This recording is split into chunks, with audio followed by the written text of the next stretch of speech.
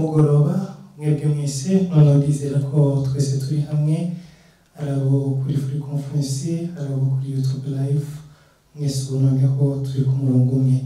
Reka mbere ko dutangira tumaze gusenge. Data mu izina rya Yesu Kristo, mu izina rihambaye, mu izina rikomeye, turagushimiye uyu mugoroba, turagushimiye ubuntu bwawe, turagushimiye imbabazi zawe, turagushimiye Yesu Kristo kuko wasize byose mu ijuru ukaza mu isi, ukemera kwambara akamero k'umugaragu w'imbata, ugasiga icyubahiro cyawe n'ubwiza bwawe, ukaza kugira ngo umwami udukize uducungure. Wemeye byose byari by'agaciro byawe urabisiga, uza muri iyi si itagira ikiza na kimwe, wihangana imibabaro yose kugira ngo uducungure ndetse uduhe agaciro. Izina ryawe rihabwe icyubahiro. Muri iyi minsi ya Noheli, ubwo mwami turimo twibuka igihe wazaga mu isi, turakwinginze kugira ngo n'ubundi utwereze imbaraga zawe, utwereze umwuka wawe wera. Reka mwami ukubaho kwawe kube hagati muri twebwe, kubo turi kumwe hano muri iyi nzu, kubo mwami turi kumwe ku buhanga bw'ibyuma, abadukurikirana imigabane itandukanye, abari muri Europe, abari muri Amerika, muri Aziya, muri Afrika, abo bose mwami badukurikira baciye kuri ibi byuma, reka ubahe umugisha uyu mugoroba kugira ngo mwami bacire ukuboko kwawe no gukomera kwawe.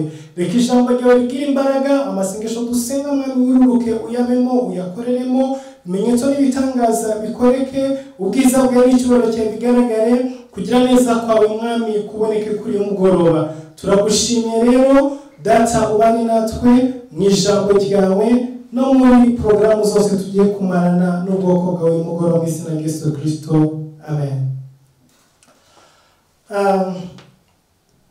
Reka dutangire dusoma ijambo ry'Imana mu gitabo cya Luka, ni igice cya mbere, turasoma duhereye ku murongo wa 26. Biravuga ngo mu kwezi kwa gatandatu marayika Gaburiyeli atumwa n'Imana mu mudugudu w'i Galilaya witwa i Nazareti, ku mwari wari warasabwe n'umugabo witwa Yosefu wo mu nzu ya Dawidi. Izina ry'uwo mwari ni Mariya.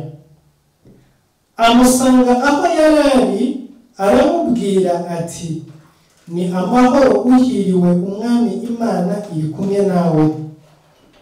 Ni amahoro uhiriwe, umwami Imana iri kumwe nawe. Ariko we ahagarika umutima cyane w'iryo jambo, atekereza iyo ndamutso icyo ari cyo. Marayika aramubwira ati, witinya Mariya, kuko uhiriwe ku Mana, kandi dore uzasama inda, uzabyara umuhungu, uzamwite Yesu. Azaba mukuru, azitwa umwana w'Isumba byose, kandi umwami Imana izamuha intebe y'ubwami ya sekuruza Dawidi, azima mu nzu ya Yakobo iteka ryose, ubwami bwe ntibuzashira. Mariya abaza marayika ati, ibyo bizabaho bite ko ntararyamana n'umugabo? Marayika aramusubiza ati, umwuka wera azakuzaho, n'imbaraga z'Isumba byose zizagukingiriza. Nicyo gituma uwera uzavuka azitwa umwana w'Imana. Kandi dore mwene wanyu Elizabeti nawe afite inda y'umuhungu yo mu zabukuru, uwitwaga ingumba, none uku ni ukwezi kwe kwa gatandatu, kuko ari nta jambo Imana ivuga ngo rihere. Mariya aramubwira ati, dore ndi umuja w'umwami Imana, bimbere uko uvuze. Nuko marayika amusigaho aragenda.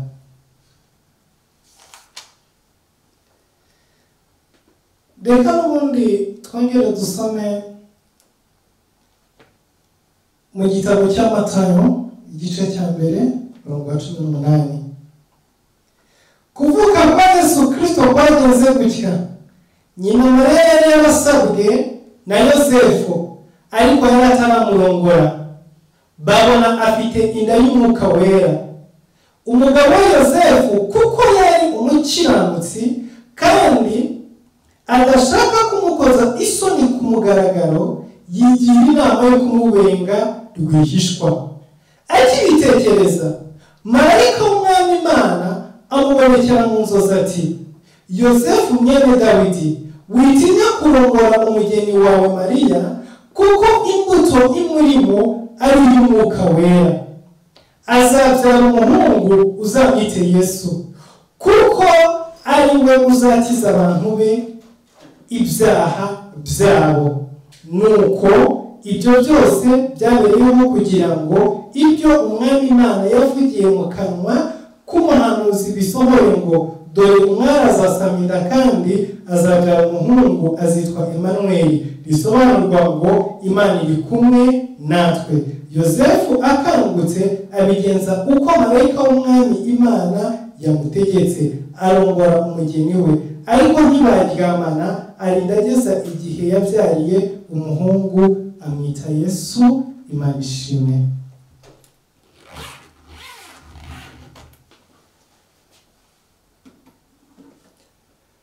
Uyu mugoroba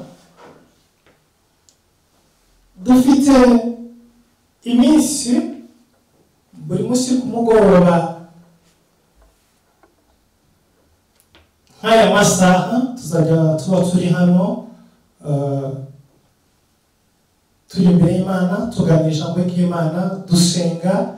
Tuzakomeza kugeza ku munsi wa Noheli, ndetse n'icyumweru gikurikira tuzaba turi mu bihe byo kurangiza umwaka, nabwo tuzakomerezaho kugeza turangije umwaka. Ndetse turangije n'umwaka guhera ku itariki 2 z'ukwezi kwa mbere tuzaba dutangira amasengesho y'iminsi 40, tuzakomerezaho n'intangiriro z'umwaka. Bisobanuye ngo iyi minsi yose uhereye uyu munsi turafite akazi gakomeye cyane ko kuba imbere y'Imana, ko gusenga kugira ngo dushobore guhishurirwa umugambi w'Imana, kugira ngo twakire imbaraga zitwambutsa muri uyu mwaka, twakire imbaraga zatubeshaho no mwaka wa 2023. Rero uyu mugoroba tugiye kuganira ijambo rivuga ngo guhura, cyangwa se ijambo rifite umutwe uvuga ngo umuntu ukwinjiza mu mugambi w'Imana. Haleluya.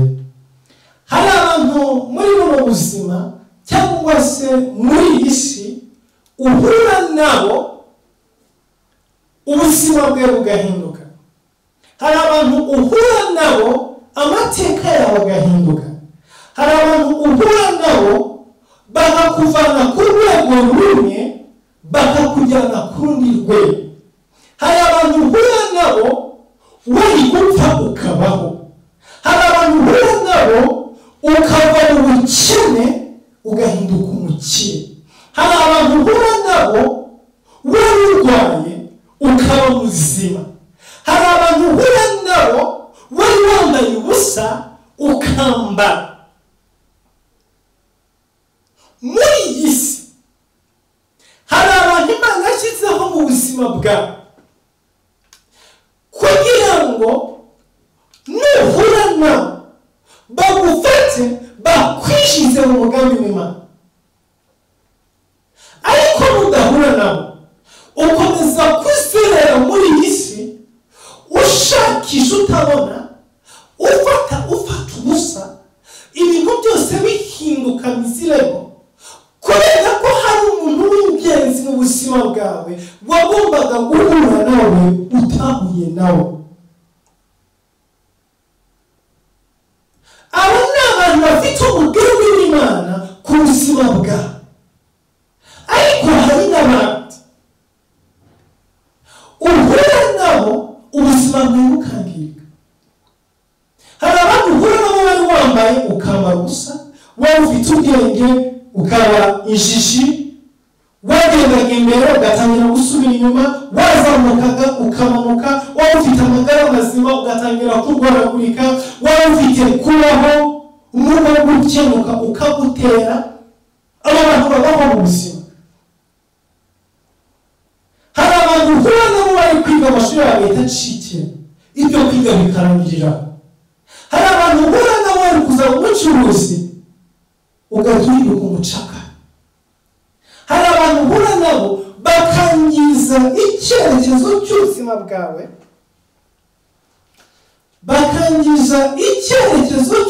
bwawe, bakagutwara mu kindi cyerekezo. Imigambi ya Satani n'imirimo ya Satani bigenda bitangira gukora ku buzima bwawe bitewe n'abantu bahuye nabo. So rero muri iki gihe twitegura Noheli, cyangwa twitegura kuvuka k'Umwami wacu Yesu Kristo, already yaravutse. Turibuka igihe yaje mu isi, turibuka igihe yemeye kwambara umubiri w'umuntu, akaza mu mbaye y'umugore, akavuka ari agahinja, akagendera muri iyi si, akaba umuyobozi w'ubuzima, natwe tubaye uyu munsi wa none. Icyo gihe nicyo gihe turimo twibuka. Rero muri iki gihe turimo twibuka igihe Umwami wacu Yesu yaje ku isi, n'abategurisha ngo bivuga ngo umuntu ukwinjiza mu mugambi w'Imana. Turabona kuri Yesu Kristo. Yesu Kristo ntabwo yaje mu isi nk'ikimanuka cyangwa se nk'ikivejuru, cyangwa se nk'umuntu ushobora kwitwa gusa akaba ku bantu. Oya, isi yari imutegereje igihe kirekire. Abisirayeli bavuye mu gihugu cy'Egiputa, bageze mu butayu, umugabo witwa Baraki yagiye guhamagaza umuhanuzi witwa Balamu, ababwira ngo ngwino umvumire buno bwoko bwa Isirayeli. Ni igihe Abisirayeli bari bamaze gutsinda Abamaleki. Hanyuma uyu mwami Baraki aritegereza abona uburyo ki Abisirayeli barimo gutsinda abantu bose babitambitse imbere, aravuga ngo ngewe ntabwo nzarwana nabo mu buryo buri fisikale ngo duhangane nabo turasana imyambi dutera n'inkota, ahubwo ngiye kurwana mu buryo bw'umwuka. Ngiye gushaka umupfumu ukomeye cyane, hanyuma aze abatongere abaroge. Ndaza kubaka ibicaniro, hanyuma ntange ibitambo by'uburyo bwose. Bareke basobanukiwe intambara y'umwuka, yarazi urugamba rw'umwuka icyo ari cyo kuruta abandi bose bari bariho mu bihe byiwe.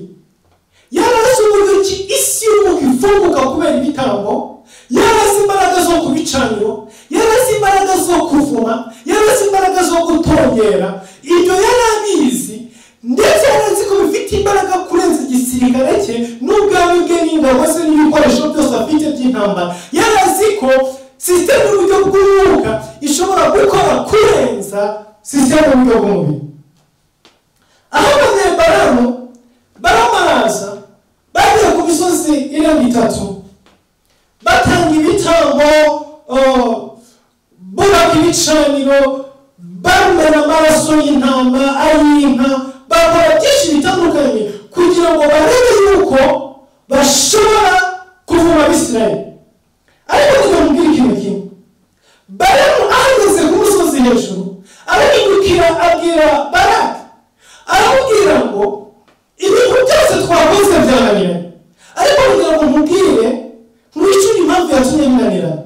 Nitegereje hagati muri mbona umwami w'ibihe byose ari hagati muri, mbona ufite intebe y'ubutware, mbona umwami utegeka abandi bantu, mbona Imana igendera muri.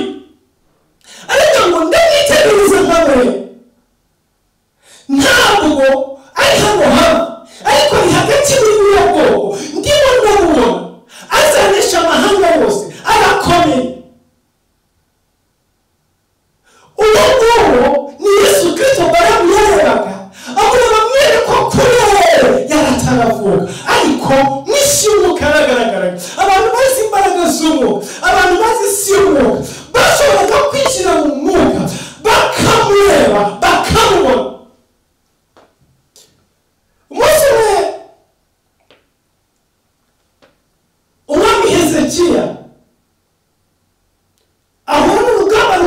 cyane, ahura n'intambara zikomeye cyane, ajya gushakisha intsinzi kwa Yesayi.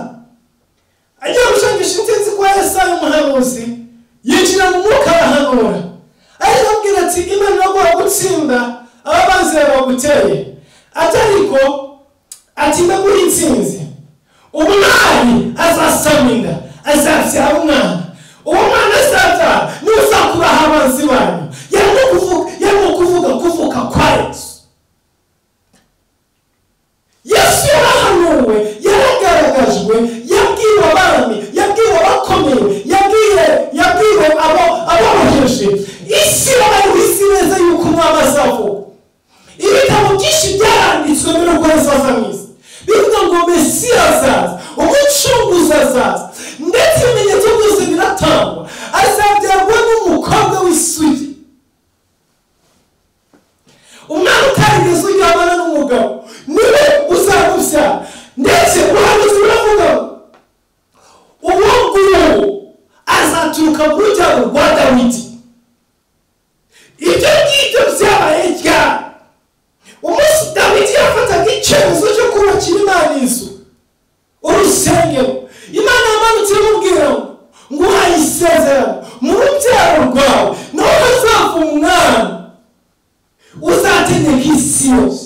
Inkoni yawe y'ubwami izasimburana mu bana bawe kugeza igihe umukuru w'ibihe byose azazira akayacira. Nta byizigera ijya ahandi. Iyo isezerano Dawidi yaciriye amaze gufata umugambi wo kubakira Imana urusengero.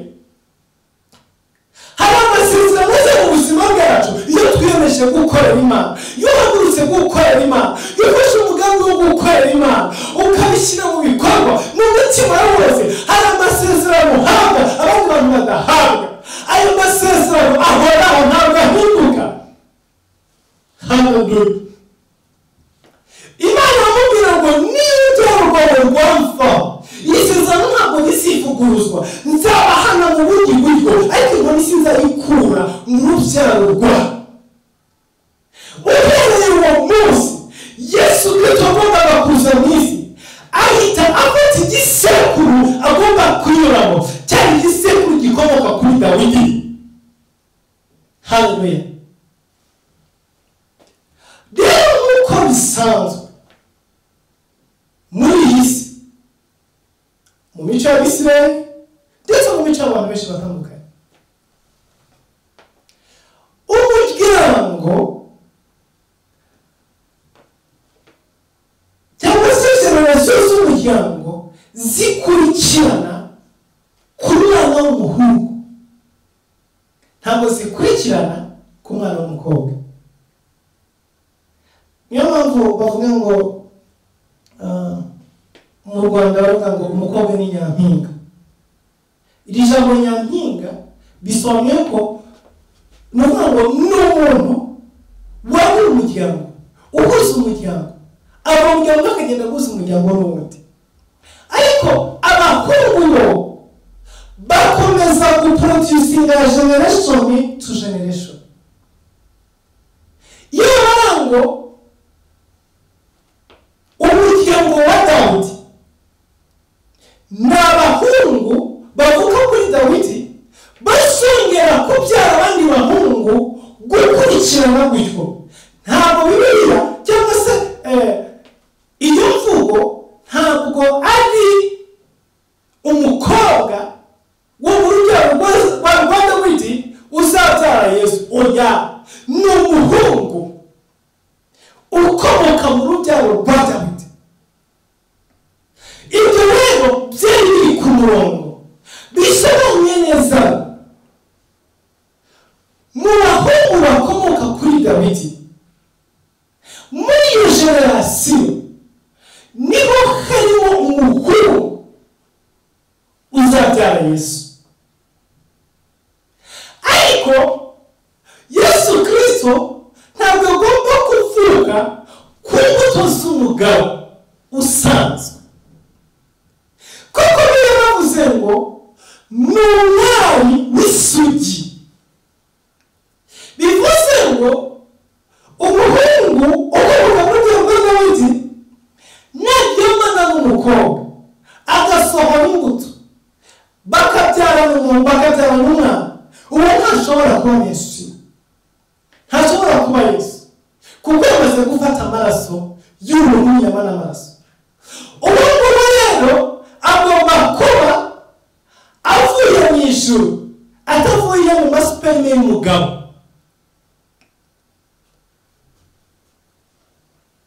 Kandi umuhungu ntabwo atwita. Uko Imana yaremye abagabo, ntabwo umugabo afite ubushobozi bwo kwakira umwana mu nda ngo amutwite ngo amubyare.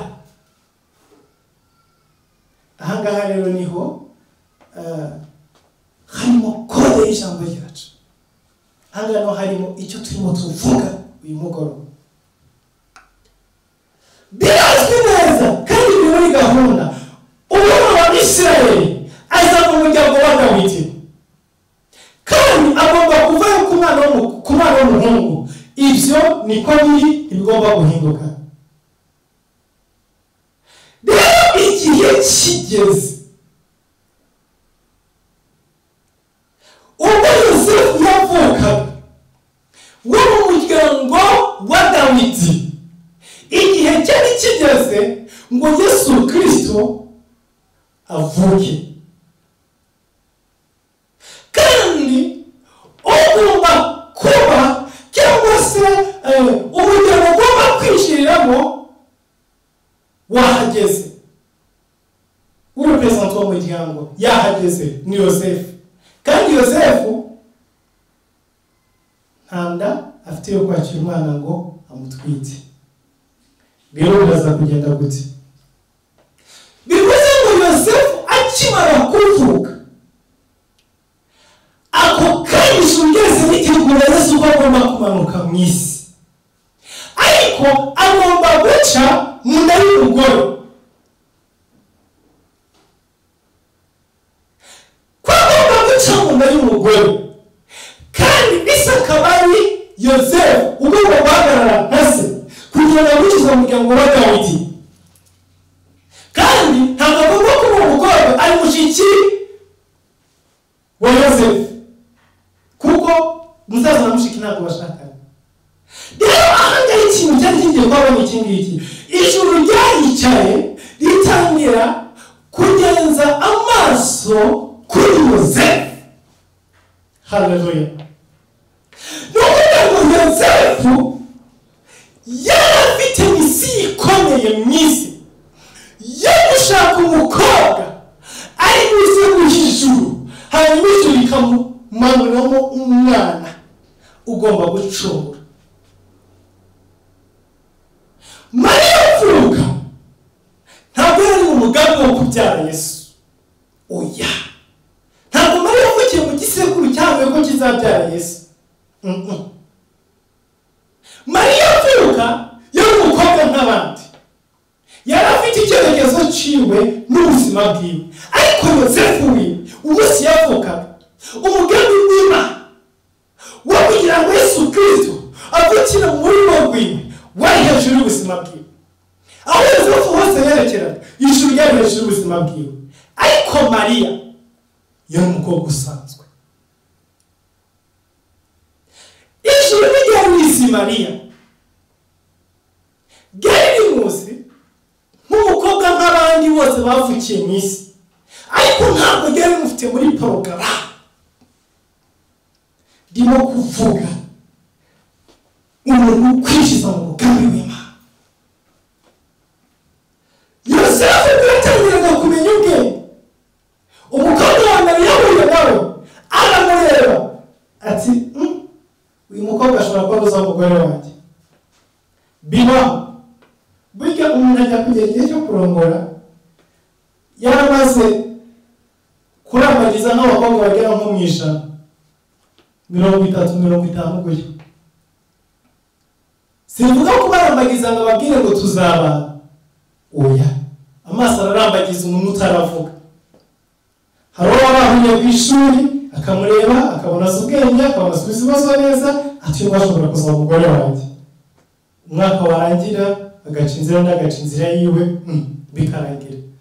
Yajya ku isoko kwa kuri butike agasanga agakobwa gacuza mu butike kakamusuza neza kakamuvugisha neza kakamuha ibintu neza ati uyu bashobora kuza umugore wanjye ejo bakimuka bakijyana ntongere no guhura uwo bahuriye muri banki agiye gushaka amafaranga akabukora serivisi akamuha ibintu akagenza gutya akamuha amafaranga amaze agatangira ati ubu ngubu umuntu yamurambagiza hakaba n'ugutambuka mu nzira ukabona umukobwa uteye neza bijyanye n'uko umutwe wawe hajya hifuza ukavuga ati uyu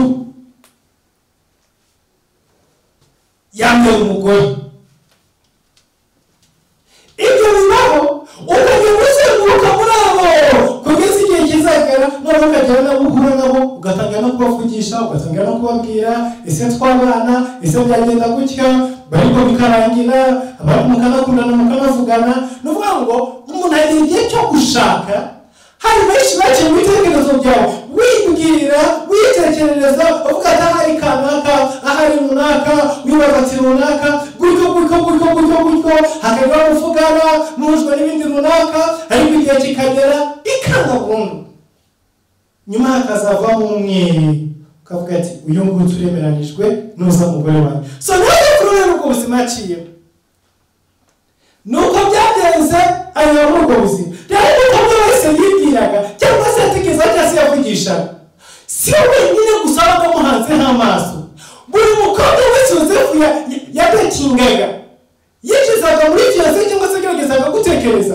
ijuru ryahitaga rimanuka kumureba none ngo Yosefu we yabaga azi ko arimo yirambagiriza wenyine ku giti cyiwe ariko buri mukobwa wese Yosefu yarambagizaga yamurambagizaga ko akamurambagiza no ku bw'ijuru ariko ntabyo yari azi nabo yarambagizaga ntabwo bari babizi kuko umugambi w'Imana urahishe cyane ndatekereza yuko ababyeyi bari muri icyo gihe yamaze kumenya ibanga riri hejuru y'ubuzima bwa Yosefu bari kurwanira kumushingira abakobwa babo abakobwa bari bariho mu gihe cya Yosefu hari abahuye n'abaramwanga kabwira ati ndashaka ko tubana turi we ntabwo twakwemera se wowe koko tubona uva mu muryango usanzwe sokuruza nyine Dawidi niwe wari umwami ariko ibintu byarahindutse ubu ngubu bwari busigara bw'abaroma nta kintu gihari kiri special gikomeye cyatuma dufata icyo cyemezo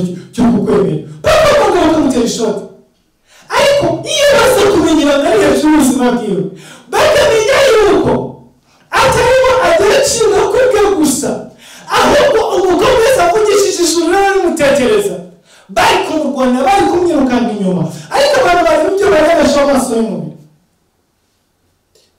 ntabwo abantu bajya babasha gukangura ngo barebe n'isi y'umwuka bamenye icyihishe inyuma kuko bashoboye kumenya icyihishe n'isi y'umwuka bashoboye kumenya umugambi w'Imana bashoboye kumenya agaciro ufite bakuba ariko urazi impamvu bagusuzugura urazi impamvu bakwanga ntabwo bazi uriwe ntibazi icyo ushoboye ntibazi ibyo wakora ntibazi umugambi Imana hejuru yawe ntabwo bazi uburyo Imana igufite muri plani zayo kuva imyaka n'imyaka ibinyejana n'ibinyejana ijuru ritegereje ko hazavuka umuntu umeze nkawe muri iyi si ntabwo babizi niyo mpamvu bagusuzugura niyo mpamvu bakwanga niyo mpamvu bagukengera ariko nubwo bagukengera ijuru ntabwo rigukengera nubwo bagusuzugura ijuru ntabwo rigusuzugura nubwo bakurwanya ijuru ntabwo rikurwanya nubwo bakumanura ntabwo ijuru rikumanura kandi nta kintu na kimwe wakora ngo bahindure umugambi w'Imana uri hejuru y'ubuzima bwawe. Hallelujah. Yosefu uko yakomeje kwiruka uko yakomeje gushakisha uko yakomeje kureba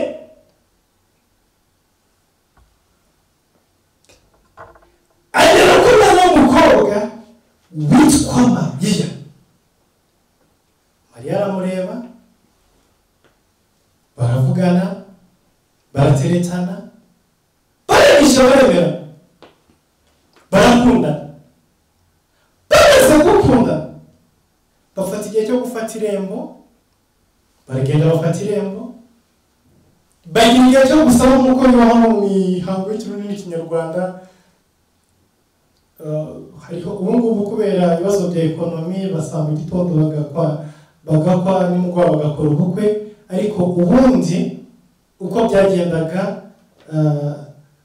bafataga irembo bakaza bagasaba, hanyuma bakagenda, noneho umuryango w'umukobwa ugategura igihe nabo ukazabahekera umugeni ukamubazanira. N'ubu hariho abikora ugasanga arasabye nko mu kwa 12 akazakora ubukwe mu kwa 7. Ariko kubera ukuntu isi yabaye mbi,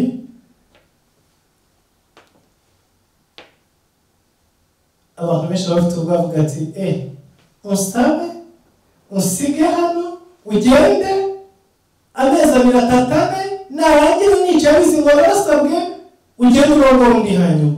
Kandi bibaho benshi barabasaba bagategereza igihe cya mariage kikazajya kugera barabivuye. Niyo se tuwe mu munsi wa none, ariko buri siko byari biri. Umuntu yarasabaga hanyuma agategereza igihe kikagera agashyingirwa. Rero Yosefu iwabo wa Mariya bamucirwa arazitanga, imiryango irasinya iremera.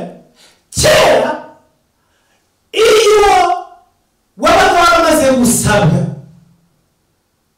umuryango wagusabye byabaga birangiye, nta wundi muntu n'umwe washoboraga kuza kugutwara. Niba umuhungu wagusabye yapfaga atarakurongora, murumuna we yarazaga akakujyana, wowe uri umuryango. Nuko byabaga bimeze. Nukuvuga ngo inkwano zirangije gutangwa, imiryango isinye turakoye mwakinya inkwano birarangiye, ako kanya byabaga birangiye. Ntabwo waje kubyuka mu gitondo n'umukobwa ngo ujye kurongorwa mu wundi muryango, cyangwa se umuhungu avuge ngo nibeshye avuge ngo ngiye kurongora uwundi mukobwa wundi hanyuma. Ntibibaho, ntabwo byabagaho. Byabaga birangiye, umukobwa abaga ari umuryango. Nuko byabaga bimeze. Barazaga bakagutwara bakakujyana mu muryango iwabo. Umugabo wawe yapfa, mukuru we akagucyura, yabadahari murumuna we akagucyura. Nuko byabaga bimeze, ryari ihame ryari itegeko. Rero Yosefu amaze gusaba Mariya, ako kanya Mariya ntabwo yarakiri uwo mu muryango yavukiyemo. Ako kanya sitati we yahise ihinduka, ahita yinjira mu muryango wa Dawidi. Haleluya. Ako kanya icyerekezo cyose cy'ubuzima bwiwe cyahise gihindukira. Icyo bitangira kugaragara ngo tubanye umukobwa, inkwano zikimara gutangwa, zikimara haleluya, bakimara kwemeranywa kubana na Yosefu, ako kanya ijuru ryahise rivuga ngo tubonye umugeni, natwe tubonye umukobwa. Yosefu yarasabye asabiye n'ijuru. Haleluya.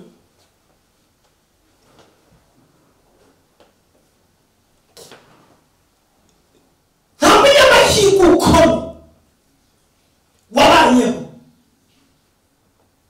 nk'amari, yahuye n'umuntu udasanzwe mu buzima bwe, yahuye n'umuntu wamuteye amuvana mu cyerekezo yarimo amujyana mu kindi cyerekezo. Yamuhaye izina atari kugira, yasabwa n'undi muhungu. Iyo Yosefu ajya gusaba Marita, ubu tuba tuzi ko nyina wa Yesu ari Marita. Iyo ajya gusaba Korodini, nyina wa Yesu yitwa Korodini. Iyo ajya gusaba Elizabeti, nyina wa Yesu yitwa Elizabeti. Uko niko kuri niko bimeze. Mariya ijuru ryamugendeye, ryamumanukiye kuko yahuye na Yosefu. Yosefu ahuye nawe ahita ahindura icyerekezo cy'ubuzima bwe. amugira nyina w'umucunguzi, nyina w'umwami Yesu. Haleluya. Ibi ntabwo biba cyangwa ntabwo byabaye kuri Mariya gusa, n'uyu munsi wa none bibaho, niko bimeze. Umuntu uhuye nawe mu buzima bwawe ahindura icyerekezo cy'ubuzima bwawe. Rero mubwire ngo mugabo urimo kunyumva cyangwa se mugabo urimo kunyumva, icyerekezo uyu munsi wa none kijyanye n'umuntu mwahuye mu buzima bwawe. Nawe mukobwa nawe musore umurikiye muri kano kanya, icyerekezo cyawe cy'ejo hazaza kizagenwa n'umuntu muzahura mu buzima bwawe.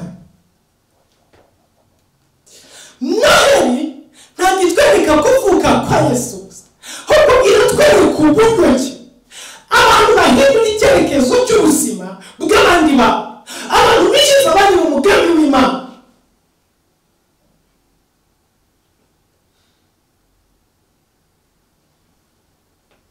Reka mbahe urugero rutoya.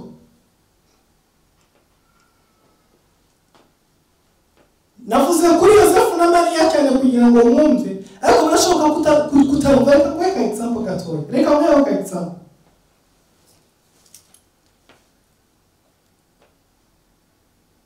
Umunsi basukagaho amavuta y'intumwa yo kuba intumwa, umudamu wanjye yarapfukamye inyuma yanjye.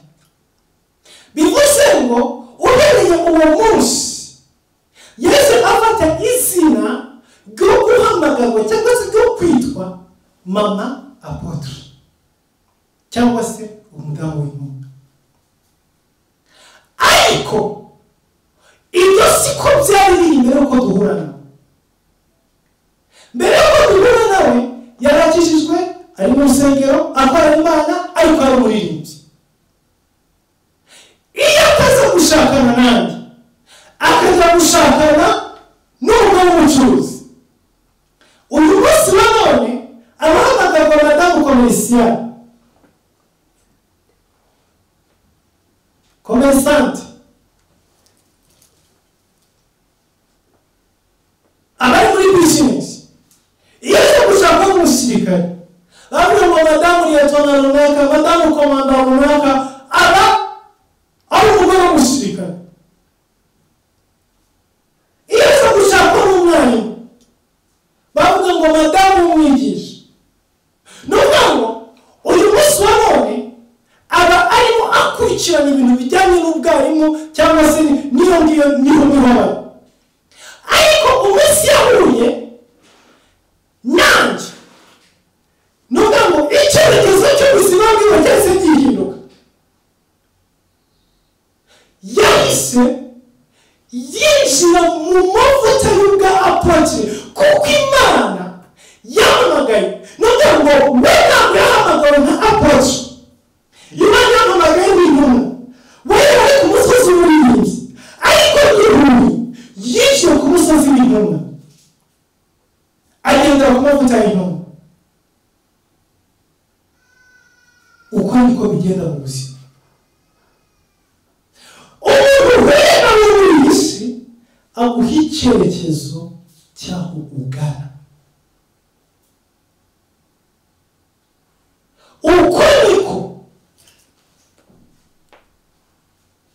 umukobwa usenga uramya Imana, ushaka Imana, agiye akarongorwa n'umugabo w'umupfumu, ako kanya gatangira kwiga uko bahamagara imisimu, n'uko bahamagara abadayimoni, n'uko bakonvoka, n'uko baterana utuntu. Icyerekezo ke gihita gifata uwo murongo. Uko niko bigenda. Rero nawe biratwereka uburyo umuntu akwinjiza mu mugambi w'Imana. Yosefu yafashe Mariya anyinjiza mu mugambi w'Imana. Ako kanya umugambi w'Imana witumanuka ku buzima bwa Mariya. Biravuga ngo mu kwezi kwa gatandatu marayika aramanuka, araza asanga Mariya. Bibiliya ivuze neza ngo wari warasabwe na Yosefu mu muryango wa Dawidi.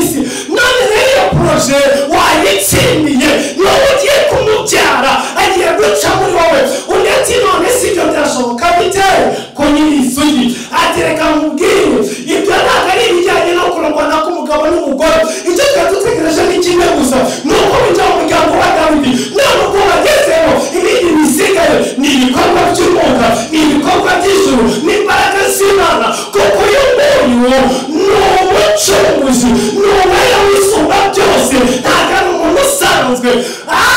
Haleluya. Uyu ni umushinga wateguye kuva kera. Ntabwo bisaba gutoza umugabo n'umugore guhura wajya tugusaba kimwe gusa emera iyo poroje. Arangije aravuga ati umuja wanyu ibyo Imana ishaka biba ari byo biba. Haleluya.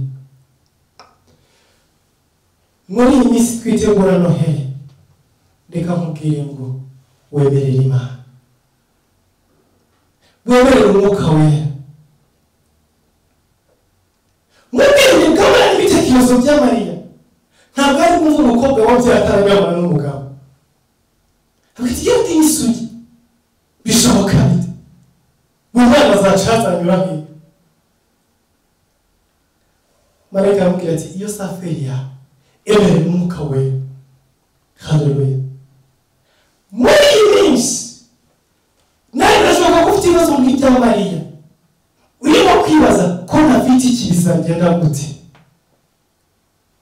byaca mu zihe nzira, byahera hehe, abandi ko bigenda uku, abandi ko bica muri iyi nzira, abandi ko babanza kuryamana n'abagabo, abandi ko babanza ko bitegereza iminsi ya operasiyo n'ibindi. Ibyo byose bikurikizwa porosisi. Yewe nta n'imwe ndiho uwo gukiza ntabwo byaba gute, byashoboka gute?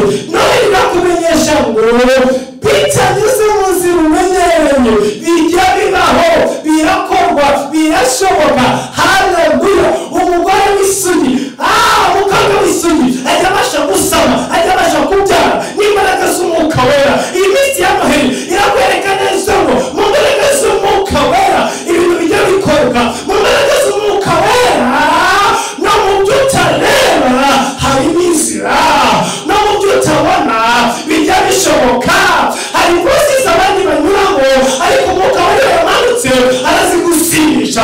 Hari imiryango abandi bamenyereye y'umwuka wera yamanutse agutambutsa mu batari inzira, akunyuza mu batari umuryango, agukora ibintu bitagaragara mu maso y'abantu. Si uko abantu babimenyereye, ahubwo ni uko marayika yamanutse. Si uko abantu babiteguye, ahubwo ni uko umwuka wera yavuze. Si uko ariko bisanzwe bikorwa, oya, ahubwo ni uko uri mu mugambi w'Imana. Ntabwo ari uko abandi babigenje mu gihe cyashize, ahubwo ni uko wahujwe n'umuntu ukwiriye ukwiriza mu mugambi w'Imana. Mandara basekere mosai wowe yamandeze menyekere bozesai. Mariya yemera, amaze kwemera ijuru barikora, Yesu aramanuka yinjira muri we. Uyu mugoroba Yesu yinjire muri wowe. Uyu mugoroba usangira y'umwuka. Uyu mugoroba Yesu ukora ibimenyetso n'ibitangaza zo mu buzima bwawe. Uyu mugoroba Yesu ukinzira atari inzira zo mu buzima bwawe. Icyo usabwa ni kimwe gusa, emera. Mariya aremera, avuga ngo ndakwemereye, reka umwuka wera ndamwemereye. Uyu mugoroba wemerera umwuka wera kugira ngo amanure Yesu muri wowe. Reka nkubwire ngo Yesu umaze mu ndama ya cyane yiteguye kuvuga. Uyu munsi wa none yaza muri wowe atiteguye kuvuga gusa, wowe yiteguye kuba muri wowe, yiteguye gukora muri wowe, yiteguye kugendana nawe, yiteguye kwerekana ibimenyetso n'ibitangaza mu buzima bwawe. Abantu bakiriye Yesu akaba muri bo, agahagarara muri bo, agendana nabo, aca inzira aho zitari, arigabiza ibitari ingobyi, afungura imiryango ifunze. Amangoze menekere bozestai. Yumugora umere nka Mariya, ubwe ngo ndakwemereye, Yesu ndakwemereye, waje mu isi uvukira mu nda y'umugore w'isugi. Ni igikorwa cyakozwe na Mwuka Wera. Nanjye ndakwemereye, Mwuka Wera ndi hano, nzaho wigize Yesu muri jye. Haleluya. Sinshaka ngo wizihize Noheli nka Yesu wavutse muri isi, ahubwo ndashaka wizihize Noheli nka Yesu uri muri wowe, nka Yesu wamanukira mu buzima bwawe, nka Yesu wicaye muri wowe, nka Yesu ukiza indwara uri muri wowe, Yesu muri wowe, Yesu ugaburira abashonje uri muri wowe. Mandara bashekere mosai.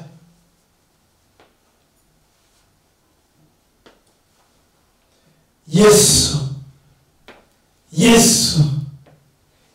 wamanutse mu nda ya Mariya, y'umugoroba yamanuka mu nda yawe. Umva rero, Yesu amaze kwinjira mu nda ya Mariya, bajya kubona umwana w'umukobwa w'isugi aratwite. Izo nkuru ziragenda zigera kuri Yosefu, barazamubwira bati, wa mukobwa wasabye atwite inda y'undi muhungu, atwite inda y'undi mugabo, baguciye inyuma. Yosefu arabyumva, amagambo atangira kuzenguruka, buri wese atangira kuvuga iby'undi bye, uko niko bigenda. Iyo Yesu yinjiye mu buzima bwawe, iyo amaze kutwika inda y'Umwuka Wera, Yesu amaze kuguhitamo, hari amakuru atangira kukuvugwaho, hari za mesaje, hari amagambo atangira kuzenguruka hirya no hino, ava ajya, barunaka bavuga, abandi bavuga ibintu bitangira kukuvugwaho. Ariko reka nkubwire, izo nkuru zitega amatwi, kuko wavuganye na marayika. Mwuka Wera niwe uri muri wowe, Mwuka Wera niwe uzi icyo ufite. Abantu bavuga ibyo bashaka, ariko reka nkubwire ngo wowe na Mwuka Wera, wowe n'ijuru, wowe na Yesu murazi icyo mufite. Reka abantu bavuga ibyawe, reka abantu bakwita indaya, reka abantu bakwita umusinzi, reka abantu bakwita umutekamutwe, ngo buriya basigaye ku mutwe wawe nk'abandi bose, ngo asigarirwa gusaba amafaranga, ngo asigarirwa n'ukuntu. Bareke babivuge, niwo musinzi icyo wavuganye na Mwuka Wera, niwo musinzi utwitiye ariyo, umunsi uzayibyara. Haleluya. Iyo avuga ngo amakuru agendagera kuri Yosefu, bigeze kuri Yosefu, Yosefu aravuga ngo ndi umukiranutsi, uyu mukobwa sinamukoze isoni kumugaragara, ariko ngiye kumubenga rwihishwa. Uko niko bigenda. Iyo wamaze gusanga n'Umwuka Wera, iyo Yesu yamaze kwishyira muri wowe, arimo yikorera ibintu, abantu batangira kukuvaho n'ibanga.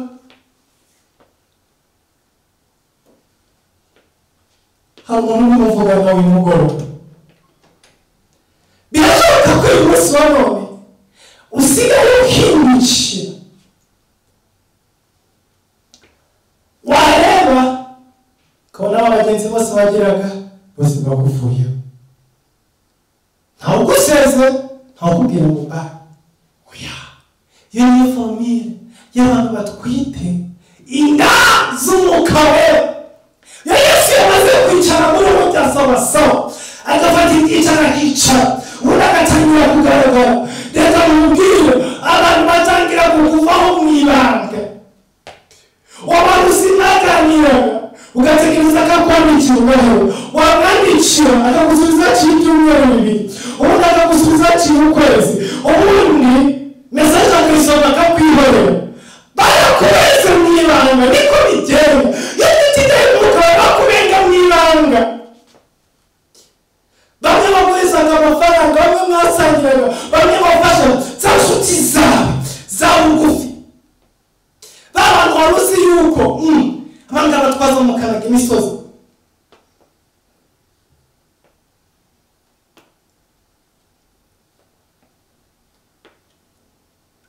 twazamukanaga imisozi,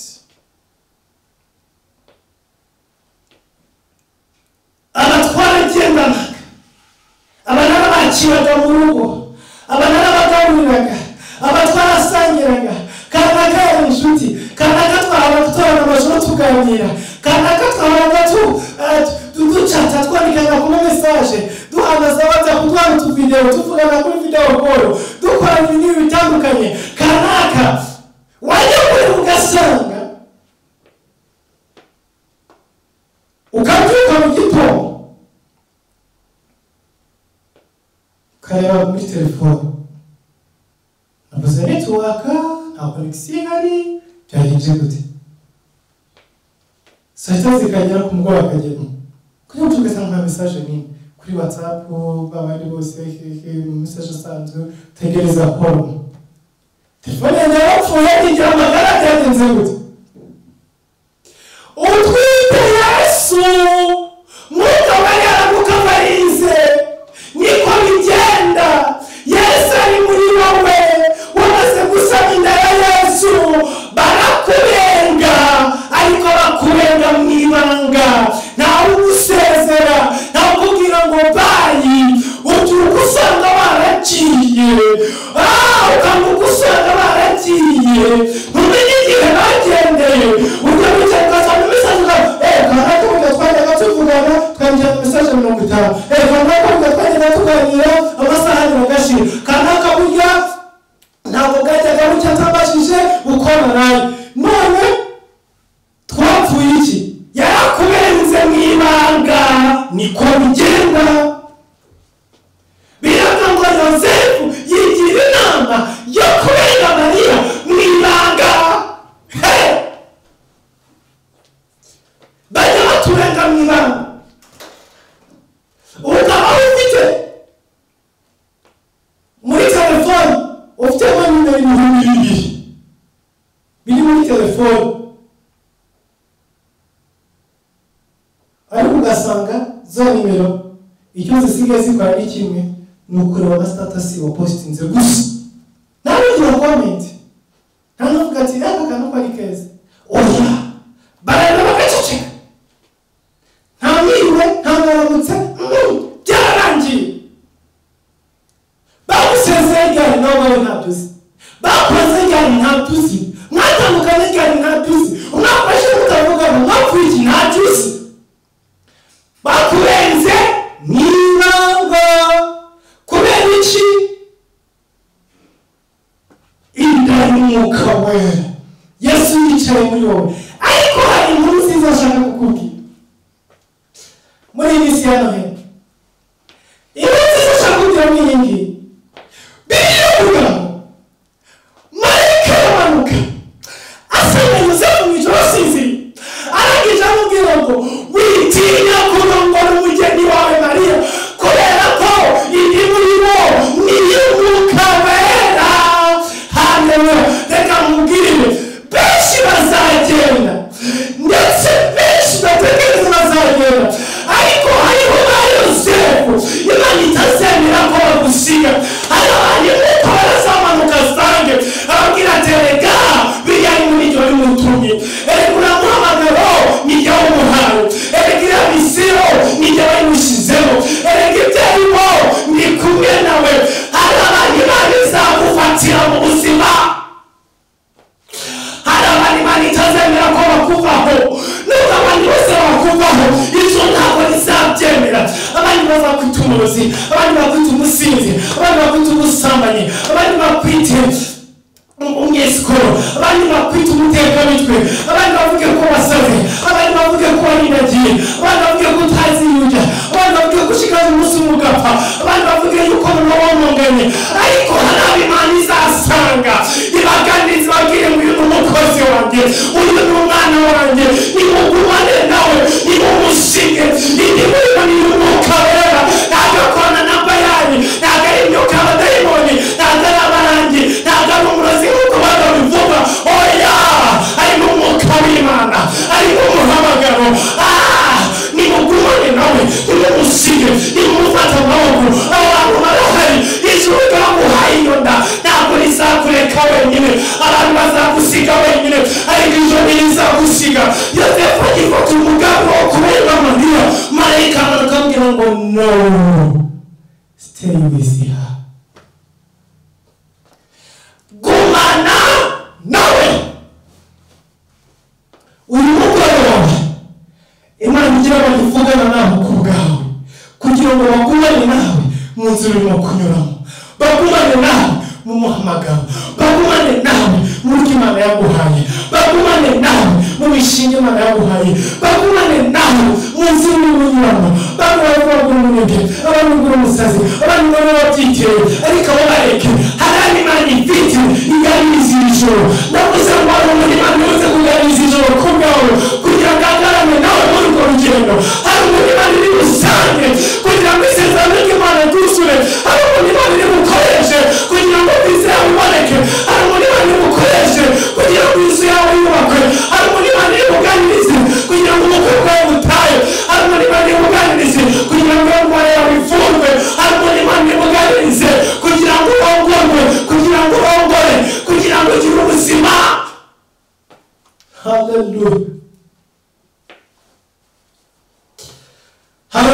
iri buganiriza iri joro ndabyumva neza.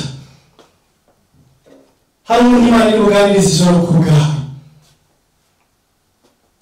Hari umuntu Imana iri buganiriza ijoro ku bwawe. Hari umuntu Imana igiye kuguhuza nawe. Hari umuntu Imana igiye kuguhuza nawe. Hari umuntu Imana igiye kuguhuza nawe kugira ngo umugambi w'Imana ku buzima bwawe wuzure. Hari umuntu Imana igiye kuguhuza nawe kugira ngo kugeza yaguhamagariye. Hari umuntu Imana igiye kuguhuza nawe amandara basekere mosane. Hari umuntu Imana igiye gusanga kugira ngo nawe uzabe umubyeyi, kugira ngo nawe uzabe umugabo, kugira ngo nawe uzabe umugore. Hari umuntu Imana igiye kuguhuza nawe. Babandi bareke baragiye ntubarengane, ntabwo marayika yabasanze ntubacira witeka, ntabwo arimo. Iyo biza kubaganiriza bakamenya icyo kurimo, bakamenya indutwitiraniyo, ntabwo bari kugusiga, ntabwo bicara ngo bakuvuge, ntabwo bagucira witeka. Byose barabikora kubera yuko marayika atarabasanga, ariko hari ubiciro bitunda bari ijoro ku bwawe.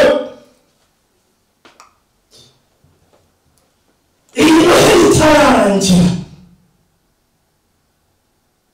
Imana imanuye marayika kugira ngo aganirize Yosefu ubuzima bwawe. Abakurenze ni benshi, umaze gupfusha umutwe inshuro nyinshi, ariko ubw'ejo ntibuzapfa. Abasore baguteye mu nzira ni benshi, ariko uyu wuje ntabwo azaguta, ntabwo azaguhemukira. Bababarire sibo, ntabwo bahuye na marayika, ntabwo bamenye indutwite iyo ariyo, ntabwo bamenye ko Imana yavuganye nawe, ntabwo bamenye umugambi Imana ku buzima bwawe. Aho waganiraga n'Imana, aho waganiraga na marayika, wari wenyine ntubarenganye. Marayika asanga Mariya, ntabwo Yosefu bari kumwe. Yosefu gushaka kubenga Mariya ntabwo ari ikosa rya Yosefu, kuko marayika asa ntabwo Yosefu yari uko ni kubi. Abatagutahura ntubarenganye, ntabwo ari bo, kuko Imana igusanga ntabwo wari uri kumwe nabo, ariko Imana igusanze nigiye kubasanga kugira ngo itume bakwemera. Ubuzima nakuganirizaga kuza gukorera ubukwe, wakubereze ntabwo yari kumwe nawe, wamugabo wagutawe ntabwo yari kumwe nawe.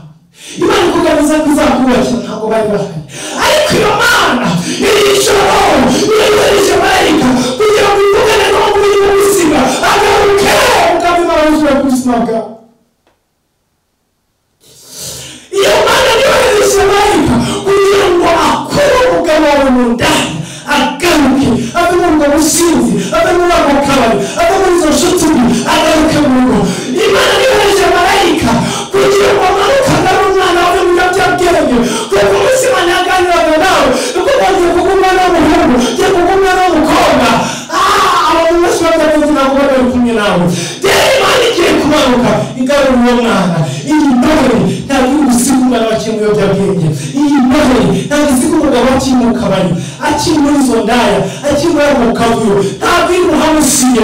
Iyi Noheli ntabwo isiga abantu bamutaye, bagombaga kuzuka Imana ku buzima bwawe. Ntabwo isiga bagisinziriye, mbere yuko bakanguka marayika aramumanukiye kugira ngo abaganirize. Tugiye gusenga Imana.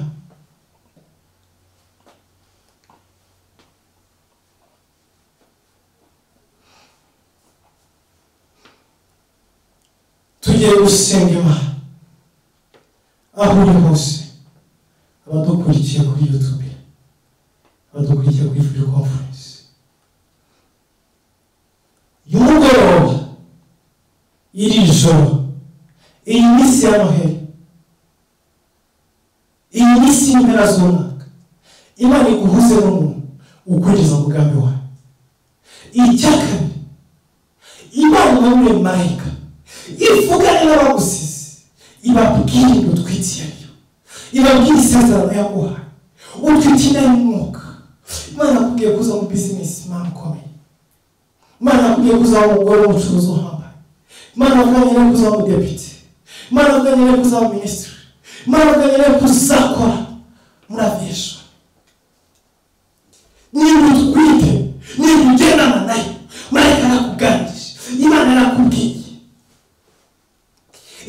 kugira igihe kirekire, yatumye benshi bagusiga, yatumye benshi baguta, yatumye benshi bakubenga, ariko uyu mugoroba Imana avuganye nawe ikoherereza marayika. Imana avuganye nawe isangwa umugisha wo ku buzima bwe. Mariya yari kubishobora atari kumwe na Yosefu. Yosefu akamugenda bigakunda. Mariya yari kubyarinda bakavuga ko abyabona w'ikinyenda. Niyo mpamvu ijuru ryagombaga gukora ibishoboka byose rikagabura Yosefu kugira ngo proteje Mariya.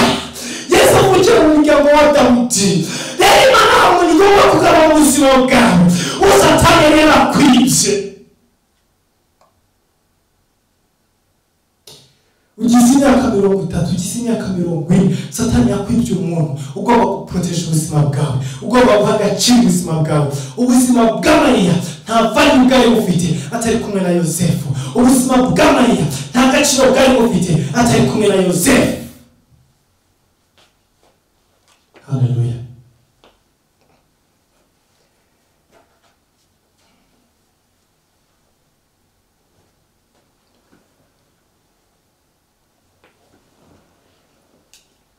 Ubuzima bwawe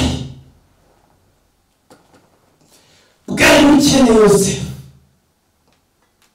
kugira ngo azabyara umwana neza. Ukuri ku buzima bwawe hari umuntu ukeneye kugira ngo ugere ku masezerano y'Imana. Kuba ariko abana bavuganye nawe byonyine gusa ntibihagije. Kuba ariko abana bavuganye nawe ntabwo bihagije kugira ngo umugambi w'Imana. Hari ikintu ukeneye, hari umuntu ukeneye. Uwo muntu usize ahaherereye ariko Imana iraza abantu. Hallelujah. Uwo muntu usize ahawe ariko Imana yavuganye nawe iraza aho umuntu aherereye, imuhagurutse ku bwawe, imuhagurutse ku bw'ubuzima bwawe, imuhagurutse ku bw'imibereho yawe. Uyu mwaka utarambye, iyi minsi turimo n'amatungo dusenga, uri Yosefu ubuzima bwawe, ugomba kugukabarira, ugomba kurinda amasezerano y'Imana ari ku buzima bwawe, ugomba gutuma iyo mifuka neza, ugomba gutuma ugira umugambi w'Imana. Imana imusange imuganirize, Imana imusange imubyutse. Reka dusenge mu izina rya Yesu. Data, mu izina rya Yesu Kristo, mu izina rikomeye, mu izina rihambaye, mu izina rivuga bikaba, mu izina ritegeka bigakomeye, ndasengera abakunda Imana, ndasengera ubwoko bwawe, ndasengera abari ku mpera z'isi, ndasengera no mu bitandukanye kugira ngo uyu mugoroba uhagurutse abantu b'umumaro babigize mu mugambi wawe, uhagurutse abantu babageze aho basezeranye, uhagurutse abantu batuma Mwami ijuru rikinga hejuru y'ubuzima bwawe. Ubwoko bwawe buratwite mu buryo bw'umwuka, ariko baraterera, baranzwe. Benshi baranzwe mu mihamagaro, benshi baranzwe kubera amasezerano ari ku buzima bwabo, benshi baranzwe kubera inzozi bakurikije n'amababa. Imiryango ntibumva, abavandimwe ntibabumva, abavuka ntabwo batahura, abariwe ntabwo batahura, ntabwo bumva neza, ntabwo basobanukiwe icyo bavuganye nabo. Ariko uyu mugoroba ndasenze umanure marayika wawe, urabavuganye n'abakunda Imana, urabavuganye n'ubwoko bwawe, urabavuganye natwe. Rabandere bose kiri bose akabamandere bose kora bose mandara bose kiri bose kundera andera bose karamando rabaja karamande zemene kara bose sanye nese n'abana bakobwa batararongora. Reka mambo hagurutse ba Yosefu bagomba kubarongora kugira ngo isezerano ryabo ry'amarivaje, kugira ngo iyo y'umwuka yaje bivuke. Ndasenya abagore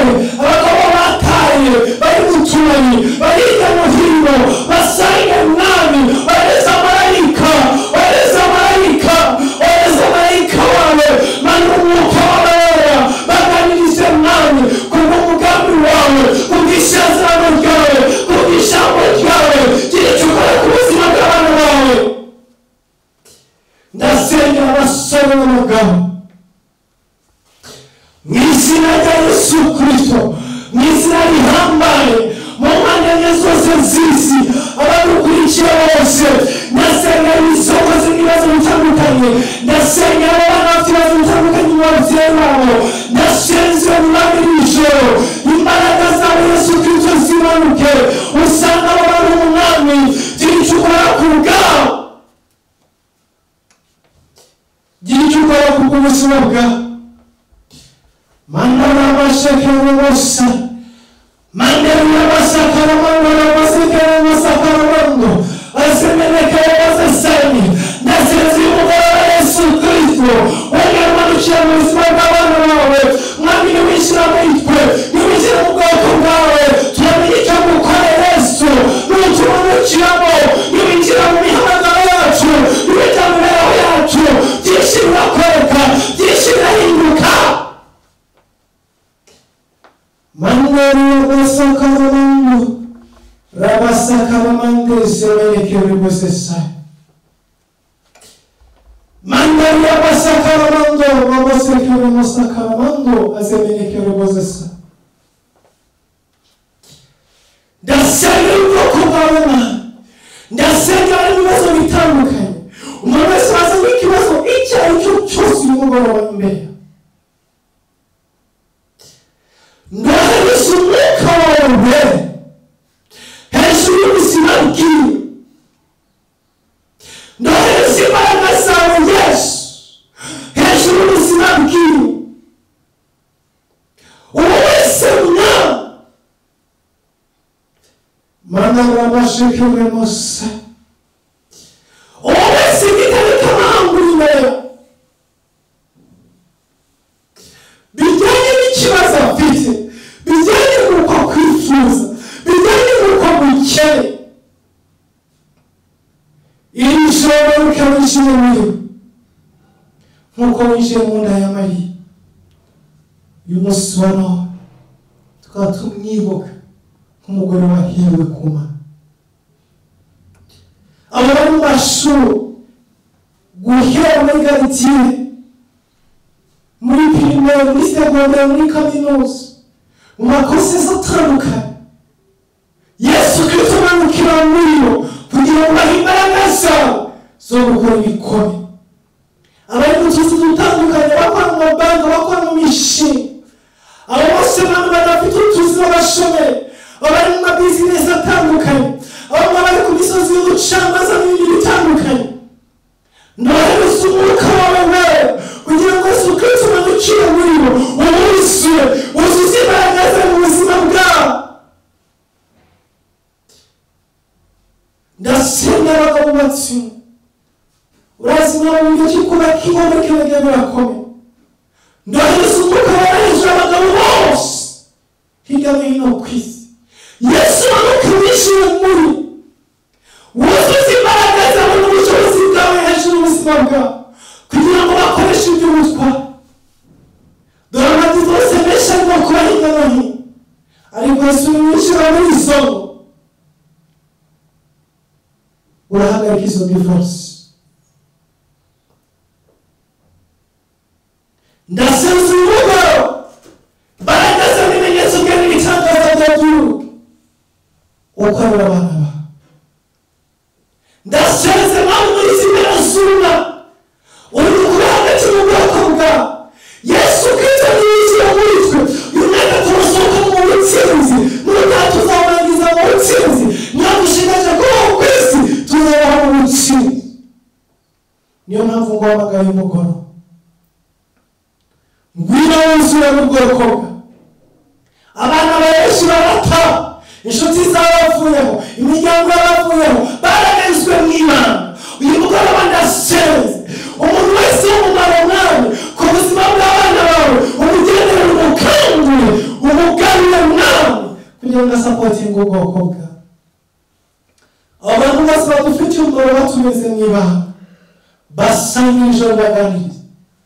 Ndakangura abamarayika bamanuke bagera mu abantu basinziriye, data bamenyeshe umugambi ufite hejuru y'ubuzima bwacu kugira ngo batugarukire dukomeze umurimo w'umuhamagaro.